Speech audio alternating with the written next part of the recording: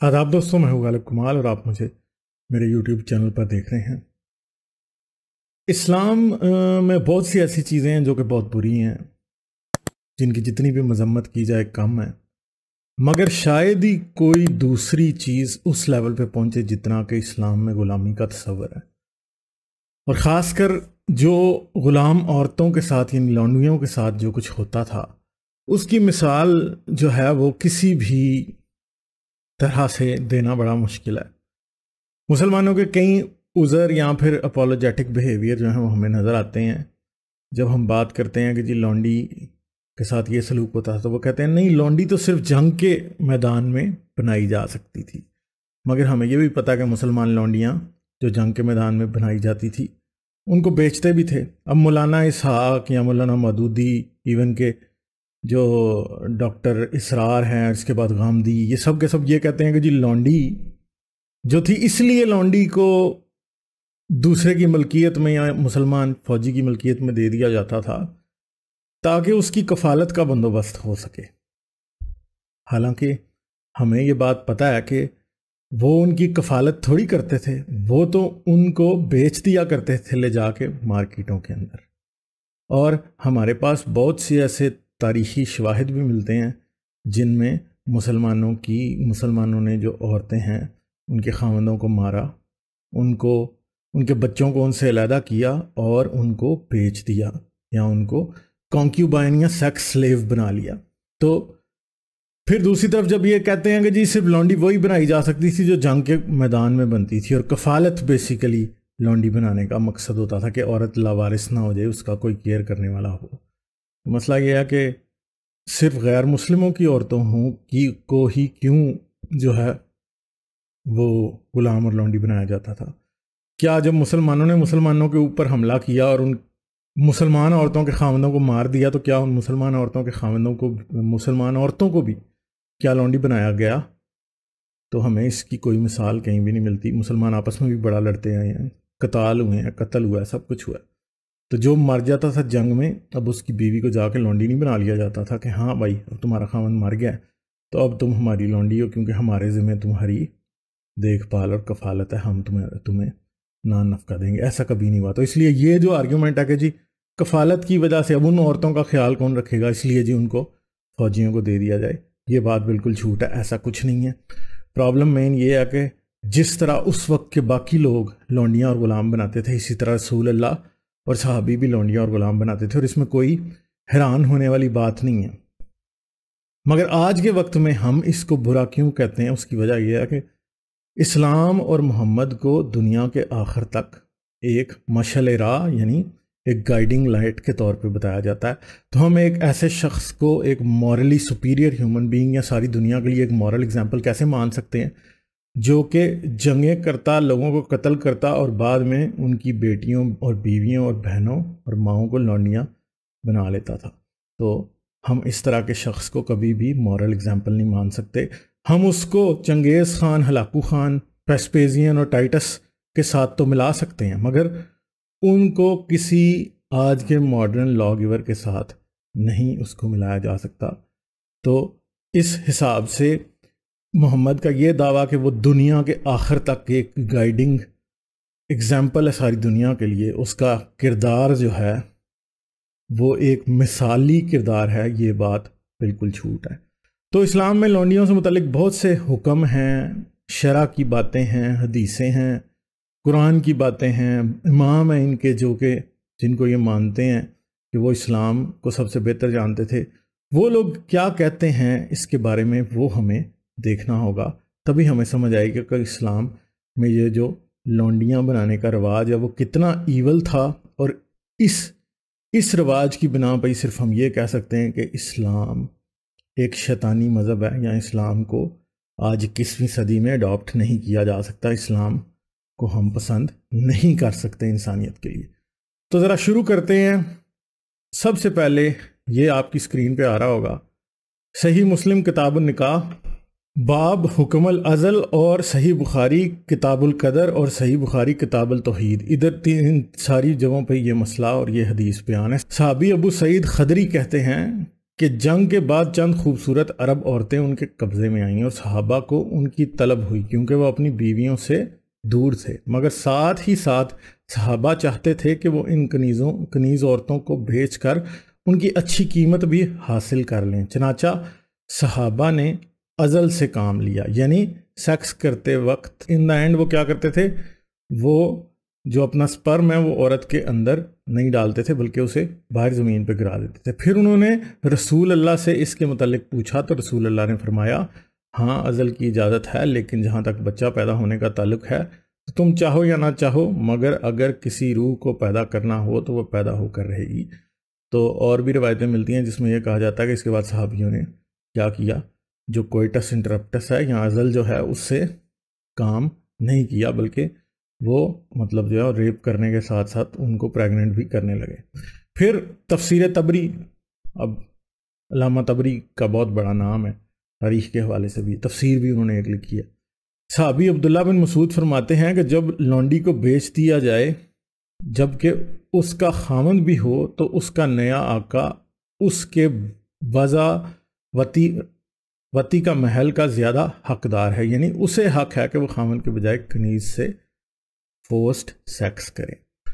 پھر صحابی حضرت ابن عباس سے روایت ہے کہ لونڈی کی طلاق کی 6 صورتیں ہیں۔ مالک کا اس کو بیچنا اس کی طلاق ہے، اس کو آزاد کرنا اس کی طلاق ہے، مالک کا اس کو حبہ کرنا یعنی تحفے میں کسی کو دے دینا اس کی طلاق ہے، اس کی برات اس کی طلاق ہے، اس کے خامند کا کی طلاق اس کو طلاق۔ اور ساتھ یہ کہہ رہے ہیں کہ اگر ایک شادی شدہ لونڈی ہے تو اسلامی فقہ کے مطابق جب آپ کسی شادی شدہ عورت کو بھی لونڈی بناتے ہیں تو اس کا نکاح منسوخ ہو جاتا ہے، اور آپ صرف اس بات کا انتظار کرتے ہیں کہ اس کو پہلی بار جب اس کا مینسٹرل سائیکل آئے، جب بھی اس کی مینسٹریشن شروع ہو تو اس کے ساتھ ہی آپ اس سے سیکس کر سکتے ہیں۔ یعنی ایسا نہیں ہے کہ آپ جو ہے نا شادی شدہ عورتوں کے ساتھ سیکس نہیں کر سکتے، بلکہ ان کے نکاح یہ منسوخ سمجھتے ہیں یا ان کو سمجھتے ہیں کہ بس یہ اب آ گئی ہیں، چاہے ان کے خامند بھی ہیں تو اب ان کے خامندوں قتل ہوئے ہیں یا زندہ ہیں پھر بھی آپ ان سے سیکس کر سکتے ہیں۔ یعنی اسلام یہ حال کرتا ہے شادی شدہ عورتوں کے ساتھ بھی۔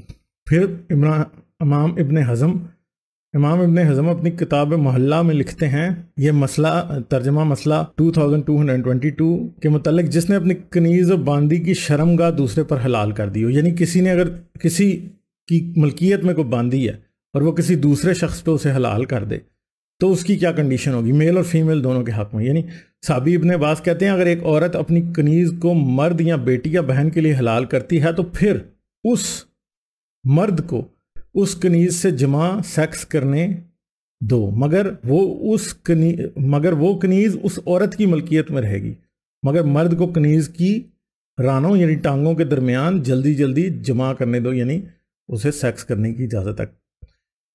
تو اب اگر ایک عورت ہے اور کنیز اس کی باندھی ہے، اور کنیز جو ہے وہ کیا ہے، اس کے گھر کا کام کاج کرتی ہے، تو آدمی کے اوپر یہ ہے کہ ہاں اگر عورت نے بیوی نے اس کو اجازت دے دی یا اس کی بہن نے یا کسی اور نے ماں نے اسے اجازت دے دی اس کے ساتھ سیکس کرنے کی، تو مرد کو چاہیے کہ بس جلدی جلدی اس سے سیکس کر لے تاکہ وہ بعد میں اپنے کام کاج پہ لگے۔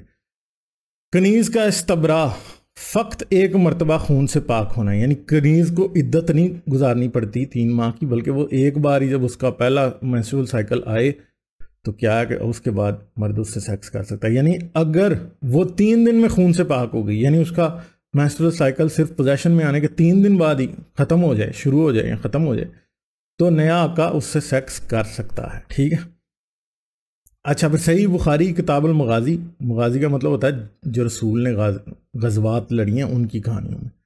جب اللہ تعالیٰ نے حضور کو خیبر کی فتح عنایت فرمائی تو آپ کے سامنے صفیہ بنت حیی بن اخطب کی خوبصورتی کا کسی نے ذکر کیا۔ ان کے شوہر قتل ہو گئے تھے اور ان کی شادی ابھی نہیں ہوئی تھی، اس لیے حضور نے انہیں اپنے لیے لے لیا اور انہیں ساتھ لے کر حضور روانہ ہوئے۔ آخر جب مقام صد الصحبہ میں پہنچے تو صفیہ حیض سے پاک ہوئی، حضور نے ان کے ساتھ سیکس کیا۔ یعنی یہ بتایا کہ جیسے ہی اس کا پہلا مینسٹرل سائیکل آیا، مطلب مینسٹریشن شروع ہوئی، تو ساتھ ہی رسول کے لیے وہ حلال ہوگی، رسول نے اس سے سیکس کر لیا۔ اچھا امام مالک نے ایک اور ادھر باتیں جو کی ہیں اس کے متعلق سے کہ کنیز کی ملکیت کا کیا مسئلہ ہے اور کب اس سے سیکس جائز ہوتا ہے۔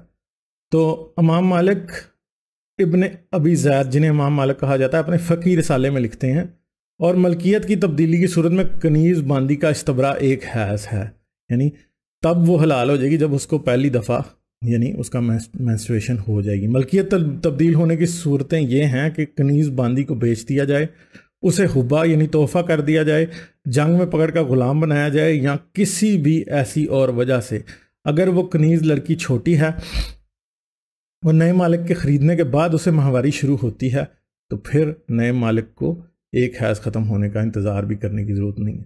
یعنی جن لڑکیوں کا حیض نہیں آیا، جن کو مینسٹریشن شروع نہیں ہوئی، ان سے وہ ویسے بھی کر سکتا ہے سیکس۔ تو اس کا مطلب ہے جس لڑکی کی مینسٹریشن نہیں شروع ہوئی، وہ 10 سال کی ہوگی، 8 سال کی ہوگی، 12 سال کی ہوگی، یعنی امام مالک کے مطابق یہ سب کچھ الاؤ ہے، ٹھیک ہے۔ پھر ایسا بھی ہوتا تھا کہ لونڈیاں مشترکہ ہوتی تھیں، یعنی کمبائنڈ پراپرٹی ہوتی تھی۔ اس کیس میں کیا، اب یہ کمبائنڈ پراپرٹی 2 3 4 صحابیوں کی کمبائنڈ پراپرٹی ہے، تو پھر کیا سیکس کا رول ہے؟ اور بچہ جو پیدا ہوتا ہے وہ اس کا باپ کون ہوگا ان میں سے؟ مطلب یہ بڑی مزاحیہ بات ہے۔ مزاحیہ کیا ہے، رونے والی باتیں ہیں یہ ساری۔ اچھا، امام ابن قدامہ اپنی کتاب المغنیٰ میں لکھتے ہیں اگر ایک کنیز 2 مردوں کی مشترکہ ملکیت میں ہے اور وہ دونوں اس سے جماع یعنی سیکس کرنا چاہیں تو کنیز کو 2 بار استبرائے رحم سے پاک کرنا پڑے گا، ٹھیک ہے جی۔ تو دونوں کرتے ہیں تو 2 بار اس کے مینسٹریشن کا انتظار کرنا پڑے گا۔ اور فتاوی عالمگیری جلد 6 صفحہ 162 میں ہے، ایک باندی 2 شخصوں میں مشترک ہے اور اس میں بچہ ہوا اور دونوں نے دعویٰ کیا تو دونوں سے اس کا نسب ثابت ہوگا، یعنی اس بچے کے آفیشلی 2 باپ ہوں گے۔ اسی فتاوی عالمگیری صفحہ 173 میں ہے، اب امام ابو حنیفہ فرماتے ہیں اگر باندی 3 یا 4 یا 5 میں مشترک ہو اور سب نے ایک ساتھ ہی اس بچے کا دعویٰ کیا تو وہ سب کا بیٹا قرار دیا جائے گا اور سب سے اس کا نسب ثابت ہوگا۔ یعنی یہ اب 5 6 والد ایک بچے کے جو کہ لونڈی سے پیدا ہوا ہے وہ ثابت کر رہے ہیں۔ تو آپ مجھے بتائیں کہ آپ اس میں کیا کہہ سکتے ہیں؟ پھر لونڈی کا کتنا جسم کوئی آزاد آدمی دیکھ سکتا ہے جو اسے خریدنے کے لیے جا رہا ہے؟ تو اس میں کافی اماموں کے یہاں پہ فتوے ہیں۔ مصنف عبدالرزاق میں شعبی سے روایت ہے، شعبی کہتے ہیں اگر کسی مرد کو کنیز خریدنی ہے تو وہ اس کنیز کا پورا جسم دیکھ سکتا ہے ماں سوائے شرمگاہ کے سوراخ کے، یعنی صرف اور صرف اس کی وجائنل اوپننگ کے علاوہ سب کچھ دیکھ سکتا ہے، سارا جسم۔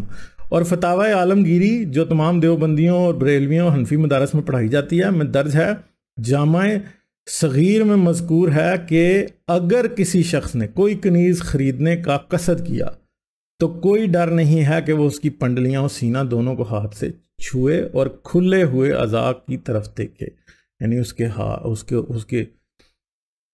اس کے بریسٹ کو ٹٹول کے دیکھے، اس کی ٹانگیں چیک کرے پراپرلی اور اس کے بعد پھر وہ اسے خرید سکتا ہے۔ امام بہقی نے اپنی کتاب سنن الکبریٰ میں روایت نقل کی ہے، ترجمہ اس کا یوں ہے، نافع نے صحابی ابن عمر سے روایت کی ہے جب بھی ابن عمر کو کنیز خریدنی ہوتی تھی تو وہ پہلے اس کنیز کے معائنے کے لیے پہلے اس کی ٹانگیں دیکھتے تھے اور پھر ہاتھوں سے اس کی چھاتیوں اور کولوں کے ابھاروں کو پرکھتے تھے، یعنی کیا کرتا تھا باقاعدہ جو ہے یہ چیک کرتے تھے اس کو اس طرح سے۔ اور پھر اب بات یہ ہے کہ اب یہ جو روایتیں ہیں یہاں پہ جو حدیثیں ہیں ان کو دیکھیں، یہ آج آپ کا اسرار احمد، آپ کا غامدی، آپ کا مولانا اسحاق اور بڑے اور یہ ایون کے انجینئر محمد علی مرزا اور سارے یہ آج کہتے ہیں کہ جی کنیزیں صرف اور صرف جنگ کے میدان میں بنائی جا رہی تھی۔ تو یہ جو تمہارے باپ خریدنے جا رہے ہیں یہ کون تھے؟ پھر یہ جنگ کے میدان میں خریدنے جا رہے تھے یا یہ کسی بازار میں لونڈیاں اور غلام خریدنے جا رہے تھے؟ تو بتائیں مجھے کہ جنگ کے میدان میں بنائی جا رہی تھی لونڈیاں، یہ خریدی جا رہی تھی نا۔ اس کا مطلب ہے کہ صرف لونڈی صرف وہ تو نہیں ہوگی نا جو کہ جنگ کے میدان میں بنے۔ اس کا مطلب ہے کہ صحابی تو لونڈیاں اور غلام خریدتے بھی تھے۔ جو صحابی لونڈیاں اور غلام خرید رہے تھے تو کیا وہ جنگ کے میدان میں منڈی لگی ہوتی تھی؟ بھائی وہ جنگ کے میدان میں نہیں منڈی لگی ہوتی تھی، غلاموں کی منڈیاں پوری دنیا میں اس وقت موجود تھی اور عرب میں بھی موجود تھی، اور یہ خریدتے تھے اور یہ بیچتے بھی تھے۔ بیچنے کی بھی بات، یہ ساری روایتیں جتنی ہم پیچھے کور کر رہے ہیں ان میں بیچنے کی بھی بات ہے، ان میں خریدنے کی بھی بات ہے، لونڈی کے ساتھ سیکس کرنے کی، ایک ہی وقت میں 6 7 لوگوں کے سیکس کرنے کی بھی بات ہے، ایون کہ جو بچہ پیدا ہوتا ہے وہ سارے کے سارے ہی اس کا باپ ہیں، ٹھیک ہے۔ تو مجھے بتائیں آپ کہ ایک لونڈی کے ساتھ یہ کیا سلوک ہو رہا ہے؟ کیا وہ انسان نہیں ہے؟ کیا وہ عورت نہیں ہے؟ وہ کیا ہے؟ اور ان لوگوں کی نظر میں وہ کیا تھی؟ یہ آپ کو خود سوچنا ہے، آپ کو سوچنا پڑے گا، آپ کو دیکھنا پڑے گا۔ اگر آپ اسلام پہ ایمان رکھتے ہیں تو مجھے یہ بتائیں کہ اسلام کے یہ کالے کرتوت آپ کس پتھر کے نیچے، کس قالین کے نیچے، کس جگہ چھپائیں گے؟ یہ چھپ نہیں سکتے، دنیا کو یہ پتہ ہے سارے. اور اگر آپ کو نہیں پتہ تو جائیں اپنی اسلامی کتابیں پڑھیں اور سر دھنیں اور اپنا منہ پھر کالا کریں اور اس کو کہیں چھپائیں، کیونکہ آپ ایک ایسے مذہب کو مانتے ہیں جو کہ انسانوں کے ساتھ اس طرح کا غیر انسانی سلوک کرتا ہے، بلکہ عورت کو ایک جانور بھیڑ بکری کی طرح بیچتا ہے اور اس کا یوز کرتا ہے، اس کو اتنے برے طریقے سے اس کے ساتھ سلوک کرتا ہے. بھائی جنگ آپ نے ان کے مردوں سے کی تھی، ان عورتوں کا کیا قصور تھا؟ نہ آپ نے ان کو اسلام کی دعوت دی. بھائی جب آپ نے ان کو کر لیا اس طرح تو اسلام کی دعوت دے لیتے، ہو سکتا وہ مسلمان ہو جاتی، جو مسلمان ہوتی اسے آزاد کر دیتے. تو اسلام کے چہرے پہ جتنے بدنما داغ ہیں آپ کتنے چھپائیں گے، کتنی پلاسٹک سرجری کرائیں گے؟ کیونکہ جتنی مرضی کرا لیں اسلام جو ہے وہ ایک بدنما اور بدصورت آئیڈیالوجی ہی رہے گا. ٹھیک ہے جی، چلیں مجھے اجازت دیں، پھر بات کریں گے. آداب.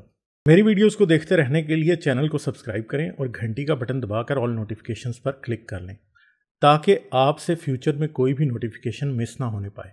اس کے ساتھ ساتھ مجھے اور میرے چینل کو سپورٹ کرنے کے لیے پیٹریون پر میرے چینل کے ممبر بنیں. اس ویڈیو کو لازماً لائک کریں اور کومنٹ میں اپنی رائے کا اظہار ضرور کریں تاکہ آپ کا فیڈ بیک مجھ تک پہنچ سکے.